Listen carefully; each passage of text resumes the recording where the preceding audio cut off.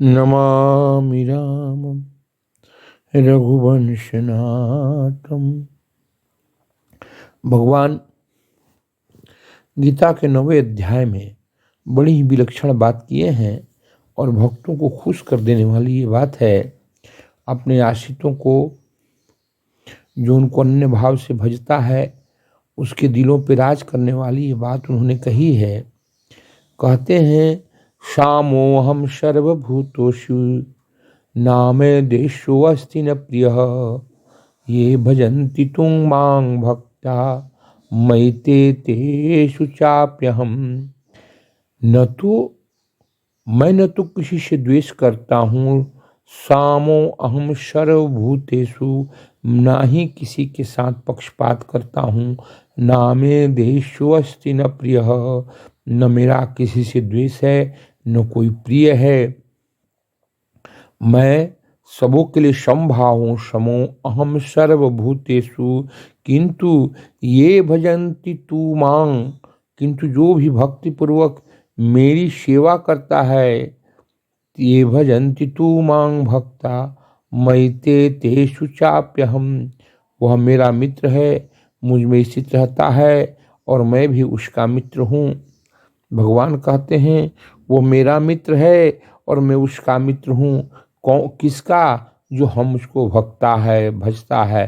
सामो अहम सर्वभूतेषु, सारे जीवों के लिए मैं एक समान हूँ। न में द्वेषो अस्ति न प्रियः, न मुझसे किसी को द्वेष है, न मैं किसी के लिए से द्वेष रखता हूँ, न मुझको कोई प्रिय है न कोई अप्रिय है। लेकिन ये भजन्ति तू मां भक्ता, लेकिन जो भक्त मुझे भजते हैं, मयि ते तेषु चाप्यहम्, उनके लिए मैं निश्चित ही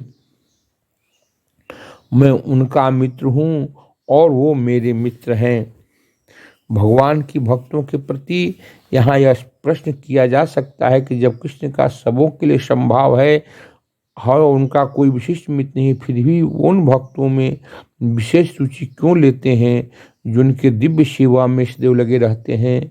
किंतु यह भेदभाव नहीं है, यह तो सहज है। इस जगत में जो हो सकता है कि कोई भी व्यक्ति अत्यंत उपकारी हो, किंतु तो भी वह अपने संतानों में विशेष रुचि लेता है। भगवान का कहना है कि प्रत्येक जीव, चाहे वो जिस जूनी का हो, उनका पुत्र है। वे तो हर एक को जीवन की आवश्यक वस्तुएं प्रदान करते हैं। उस बादल के सदृश हैं जो सभी के ऊपर जल वृष्टि करता है, चाहे वो वृष्टि चट्टान हो या स्थल या जल या वन स्थल। किंतु भगवान अपने भक्तों का विशेष ध्यान रखते हैं। ये श्लोका 26 में था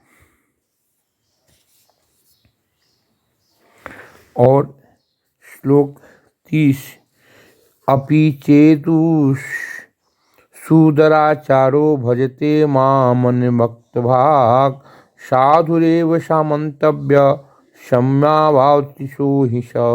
यदि कोई जघन्य से जघन्य कर्म करता है, किंतु यदि वह भक्ति में रत रहता है तो उसे साधु मानना चाहिए, क्योंकि अपने संकल्प में अडिग रहता है। अपि चेतु, यदि सुदुराचतंत गहित कर्म करने वाला भजते सेवा करता है, माम मेरी अनन्य भाव से बिना विस्तृत हुए हुए, वह साधु पुरुष है। वह निश्चित ही वह मंतव्य मानने योग्य है, पूर्णतः व्यक्ति थे संकल्प वाला है, निश्चित ही वह मेरा है। श्लोका 30 में अपि चेतु चेतस्व दुराचारो भजते माम अनन्य भाग, लेकिन जो अनन्य भाव से मेरा भक्त है। अनन्य का, जिसका कोई, जिसकी निष्ठा, जिसकी भक्ति और किसी में नहीं है, भगवान कृष्ण के चरणामृंद में ही है। वो निरीह काम, वो दुराचारी होते हुए भी साधु के समान है। साधुरेव समन्तव्य सम्यावक्तवासितो हि सः, जो पूर्णतया व्यक्ति सिद्ध संकल्प वाला ही निश्चय ही हो, वह भगवान को प्रिय है। इस श्लोक के अनुसार शब्द अत्यंत महत्वपूर्ण है। अतः हमें ठीक से समझ लेना होगा, जब मनुष्य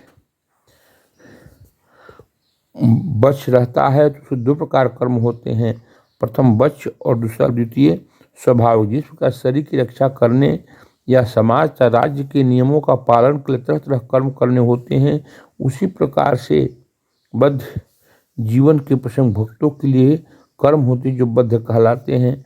हम कुछ कर्म ऐसे भी करते हैं जो राज्य धर्म के लिए करना जरूरी हो जाता है, लेकिन भगवान कृष्ण कहते हैं वह कर्म जैसा भी हो, लेकिन अगर वो मेरा भक्त है, जिसकी निष्ठा, जिसका भाव अनन्य भाव से मुझ में है, उन भक्तों की मैं रक्षा करता हूँ और उनके पक्ष में खड़ा होता हूँ, क्योंकि वो मेरा भक्त है, मेरा वो अनन्य भक्त है।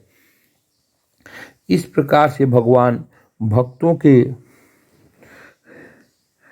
पक्ष में खड़ा होने की घोषणा करते हैं। फिर कहते हैं क्षिप्रं भवति धर्मात्मा शाश्वती निगच्छति कौन्तेय प्रतिजानिहि न मे भक्त प्रणश्यति।